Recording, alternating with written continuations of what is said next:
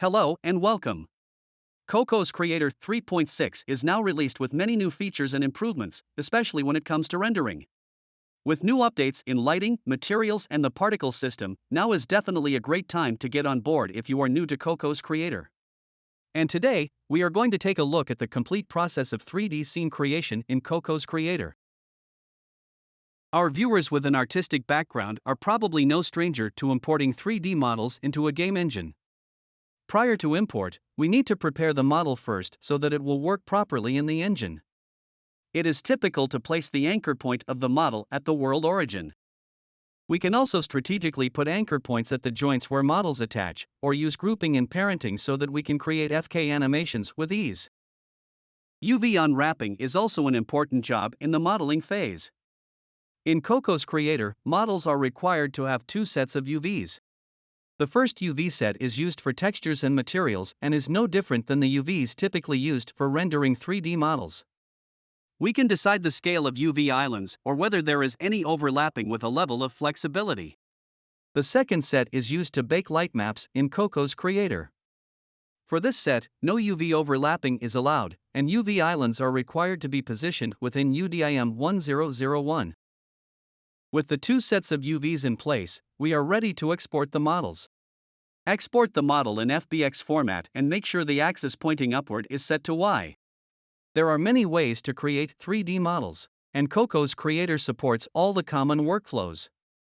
We can use high poly mesh, low poly mesh with a baked normal map, or mesh with modified vertex normal to populate our scene, each with their own strengths and caveats. Now that we have our model exported in the FBX format, we can import the model in Cocos Creator. Importing assets can be easily done by dragging and dropping the asset from its directory into the Assets panel.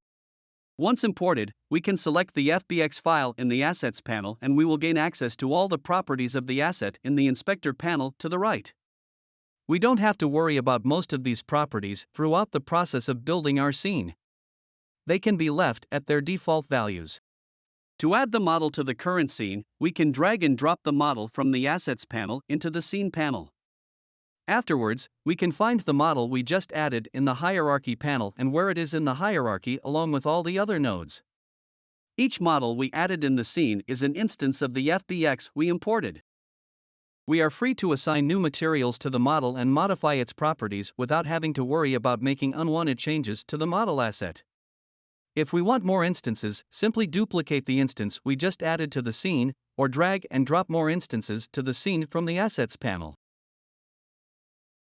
We can use the Move, Rotate and Scale tools to place the model where we want it to be. Each node in the scene has their own position, rotation and scale properties, which are accessible in the Inspector panel when the model is selected. As we position the model with the Move, Rotate and Scale tools, we are in fact modifying its position, rotation and scale properties in the Inspector panel. Therefore, we can enter specific values to the properties and it will get the same result.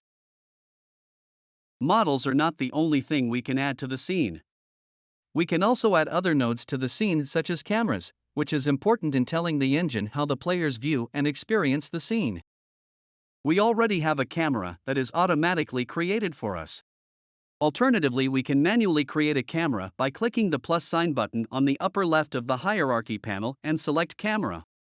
We can move, rotate and scale the camera just like with models.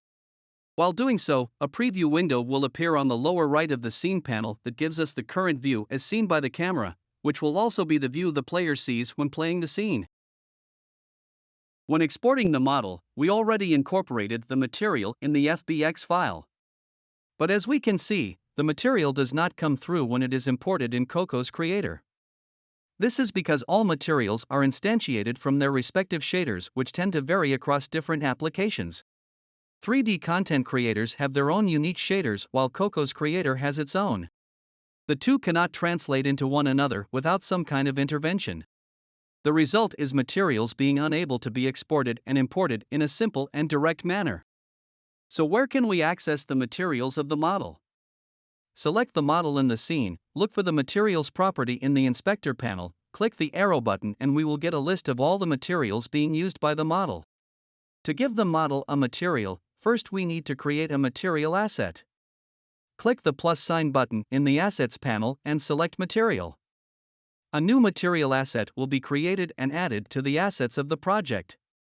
Materials contain all the rendering properties such as color and reflectivity that conveys the physical attributes of an object. Shaders in Cocos Creator use the metal roughness workflow in PBR rendering. To work with it, we can create texture maps such as normal, albedo, roughness, and metallic. Import the texture maps in the Assets panel and drag and drop them in their respective properties in the material. Once the material is done, click the tick button on the upper right of the Inspector panel to save the material asset. To assign the material to the model, select the model. Drag and drop the material asset from the Assets panel to the Materials property, replacing what is already there. You are probably wondering, why is the material assigned to the model added to the scene rather than the FBX file in the Assets panel? As mentioned before, models in the scene are instances of the FBX file imported. We can assign different materials to the same model in the same scene. For example, our scene requires a marble bust and a bronze bust, but we have only one model for the bust. All we need is a marble material and a bronze material, then assign the two materials to different instances of the bust. The two won't interfere with one another, and we can even create yet another version of the bust by creating a third material. We are done with models for now. Let us save the progress so far. Go to the top menu bar and select File, Save Scene, or Save As to save the current scene. Saved scene is also an asset that can be found in the Assets panel. Double-click on it to open the scene. We now have models in the scene, but the surrounding is completely empty. It'd look better if we could add a background to the scene to provide some sense of ambience. To do so, we need a HDRI map. In Cocos Creator, only HDRI maps in HDR format are supported. If the map you intend to use is of the EXR format, it can be easily converted by opening it in an image processor such as Photoshop and saving a copy in the HDR format. Importing HDRI maps is no different than importing any asset. Drag the HDR file from its directory and drop it in the Assets panel. To use it, select the root node of the hierarchy of the scene, which has the same name as the scene itself. Under the Skybox tab in the Inspector panel, drag and drop the HDRI asset into the ENV map property. Also make sure Enabled is ticked on. In addition, we need to select the camera in the scene. Open the drop-down menu of the Clear Flags property and select Skybox. Doing so will make the HDRI map appear at runtime as opposed to being only visible in the editor. Our scene now looks much more believable compared to before. We can adjust the exposure level of the HDRI map with the Sky Element property. We also have access to sky lighting color and ground lighting color, which represent the sky ambient color and ground reflectance color. These colors have already been automatically generated for us, but they can be modified as well if we are not happy with the way the models and the background blend. Other than ambient lighting, we also need to create and place light sources in the scene. Our scene has a directional light created by default. We can adjust its position, rotation, scale, and other properties the same way as with other nodes. In Cocos Creator, we have access to three types of light: directional light, sphere light, and spotlight. Directional lights illuminates the scene ubiquitously in a given direction, which mimics the sunlight in exterior environments. As its name suggests, the rotation property determines the direction in which the light is emitted. Moreover, we can adjust its intensity, color, and color temperature properties, which alter the light's illuminance and color to fit our artistic vision. The position property has no impact when using a directional light. Because directional lights illuminate the entire scene indiscriminately and produces the same lighting effect as long as the rotation and intensity property remain unchanged. Sphere light has a sphere-shaped light source and illuminates in all directions around the emitter. The rotation property has no impact on the lighting effect as it illuminates ubiquitously in all directions. Sphere light's illuminance cannot reach the entire scene. They can only affect a limited area, which is why positioning them is most important when using sphere lights. Sphere light also has the intensity, color, and color temperature properties. Other than that, we can also adjust the radius of the light source and the range in which the illuminance can potentially reach.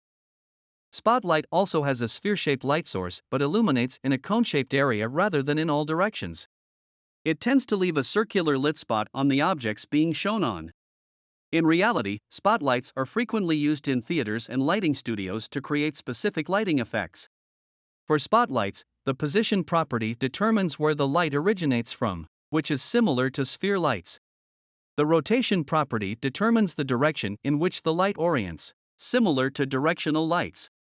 Spotlight also has the intensity, color, and color temperature properties. The radius of the light source and the angle at which the cone area is spread can also be adjusted. To enable dynamic shadows, we need to give models, lights, and the environment specific settings so that they can work together. First, the models. Select the mesh node of the model, which is typically a child node parented to the model node. Set Shadow Casting Mode to On, which is found under the Dynamic Shadow Settings tab. Next, the lights. Select all lights in the scene, tick Shadow Enabled under the Dynamic Shadow Settings tab. Finally, the environment. Select the root node which has the same name as the scene, tick Enabled under the Shadows tab. Cocos Creator offers two types of shadows, planar and shadow map. Planar is a simple solution to rendering shadows. It can only be casted in a fixed direction.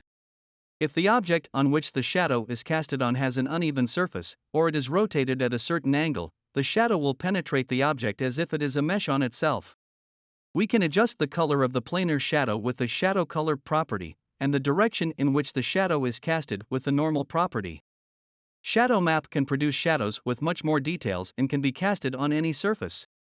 To achieve the optimal result, again we need specific settings. Firstly, select the root node of the scene, adjust the value for Shadow Map Size under the Shadows tab. This property gives us the resolution for rendering shadow maps and should be the first property to adjust if we see no shadows even with shadows turned on, or the shadows are too low in quality that they look like multiple rectangles stacked together. Secondly, select the light, set Shadow PCF to Soft 2x or Soft 4x under the Dynamic Shadow Settings tab. By default, shadow maps are generated with sharp, jagged edges. This property enables algorithms to smooth out the edges, resulting in more realistic-looking shadows. Thirdly, select the light again, adjust the value of shadow distance under the Dynamic Shadow Settings tab. This property adjusts the distance from which the shadow is casted, resulting in shadows in varying levels of details. With Shadow PCF on, shadows only require a moderate level of fidelity and does not require too much details. Adjust the property until we get a result we're happy with, then return to Shadow Map Size and lower its value. This is to avoid wasting processing power on unnecessarily high resolution for shadow maps. Finally, select the root node of the scene and adjust shadow saturation. This functions as the opacity of the shadows casted. We have added lighting and shadows in the scene. Take note that lighting and shadows are now dynamically generated, which is not the most efficient approach regarding processing power, especially when the scene has over a dozen light sources. To overcome this, lighting and shadows can be rendered as a texture map so that the processing power involved can be released without compromising too much of the image fidelity. To do so, we need to give specific settings to models, lights, materials, and the environment to work in conjunction. First, the models. Select the mesh of the model. Tick Bakeable, Cast Shadow and Receive Shadow under the Lightmap Settings tab. Bakeable adds the model to the Lightmap render queue. Without it, the model will continue to be rendered with dynamic lights and shadows. Cast Shadow allows the model to cast shadows. Similarly, Receive Shadow allows other models to cast their shadows on the current model. Lightmap Size determines the size of the light map generated, which is the texture map to replace dynamic light and shadows. We will come back to this property later in the video. Second, the lights. Select the light node in the scene, tick Bakeable and Cast Shadow under the Static Settings tab. Next, the environment. Select the root node of the scene. Tick Enabled under the Shadows tab. This is the same property that produces dynamic shadows in the scene. If you do not wish to have any shadows incorporated in the light maps, switch this property off. Finally, the materials. Select the material asset from the Assets panel. Tick Use Second UV. We are now ready to generate light maps, go to the top menu bar and select Project, Lightmap, which opens the Lightmap Baker panel. Most of these properties do not require our attention with a few exceptions. MSAA. This property gives crisper render quality but will also significantly increase render time. In most scenarios, it can be set to a higher value to fix quality issues such as blemishes and smudges. Resolution. As the name suggests, this property determines the resolution of the map baked. AO color. After the first bake, you may find that ambient occlusion looks too weak in the baked scene. This is likely due to the default AO color being too bright to punctuate AO. For simplicity's sake, set AO color to black for the first bake, switch to other colors in subsequent bakes if necessary. To start baking, click Lightmap Generate. Select the directory where the bake output will be located, that Assets folder in your project directory by default. We can take a preview of the lightmaps generated under the Bake tab once baking is complete. As we can see, lightmaps are generated according to the model's second set of UV, which we prepared for the model during the modeling phase, in texture chunks in varying sizes, then put together in one map. So the question is, what determines the size for these texture chunks and how are they combined in one map? Open a light map we just baked. We can see that its resolution is 1024 by 1024, which is exactly the value we have in the resolution property in the Lightmap Baker. Lightmap Baker will generate lightmaps for all models according to their lightmap resolution property, then put them in one map in the size as dictated by the resolution property in the Baker. If the model's lightmap size happens to be identical to the Baker's resolution, then the model's lightmap will have its own separate map. Should the model's lightmap size be smaller than the Baker's resolution, the model's lightmap will only take a portion of a single map. The rest of the map will be reserved for other models' lightmaps to fill in. When all available space on one map is taken, Lightmap Baker will continue to put lightmaps in a new map. To sum up, as a general rule of thumb, we should always keep the model's lightmap size lower than the Baker's resolution value. Ideally, lightmap size should be a POT value, namely 64, 128, 256, 512, etc. This way we can not only get correctly baked lightmaps, but also fully utilize the resolution of each map. With the lightmaps baked, lights and shadows are now rendered with lightmaps and overlaid on top of materials. We can modify material properties without having to worry about breaking the lightmaps already baked, as materials do not affect how lightmaps are rendered. However, if we modify light properties such as orientation, intensity and color with lightmaps on, we will have to rebake them. If we no longer need baked lightmaps for our scene, we can return to the Baker, go to the Bake tab and click Lightmap Clear. This will delete all baked lightmaps. Lights and shadows will be processed dynamically just like before. Sometimes we bake the lightmaps but realize that we are not entirely happy with the lighting. This requires us to adjust light properties, which means we'll have to rebake lightmaps for the entire scene. Until we are happy with the lighting, we have to repeatedly adjust light properties and continue to rebake lightmaps. This can be quite a chore. We mentioned earlier in this video that cameras determine how the players see our scene. This is also true when it comes to lighting. When adding lights to the scene, our primary goal should be to create the light and shade relations so that our models and materials are properly presented. At this point, the overall brightness is less important. Once we have a reasonably lighted scene, we can use the aperture, shutter and ISO property of the camera to modify the exposure level, which alters the overall brightness of the scene while preserving all the shading nuances created with lighting. This gives us a lot more flexibility and avoids baking lightmaps over and over again, which can save us a lot of time. Before we end this video, there is one more setting we need to do. Right now in the scene we have models, lighting and materials in place, but there is still something missing. This is particularly apparent with metallic materials, as metals don't look very convincing. Metals typically have strong reflectivity, which is currently lacking. To add reflection, select the root node of the scene. In the drop-down menu of the ENV lighting type property under the Skybox tab, select Diffuse Map with Reflection. This property brings ambient lighting to all the materials in the scene, which helps blending the models and the environment in a more natural way. In addition, click the Bake button next to Reflection Convulsion. This generates a convulsion map and adds reflections to all the materials. Reflection intensity can be adjusted with the roughness property inherent to Cocos Creator's default shader. Take note, however, that ambient lighting and reflections are reliant on the HDRI map we added to the scene. Should the ENV map property be left empty, or the HDRI map itself lack any distinguishable visual details, it is less likely to get a satisfactory result. Thank you for joining us and hope you enjoy this introduction to 3D scene creation in Cocos Creator. Please stay tuned to our updates and we will continue to bring new and interesting content in future. See you soon.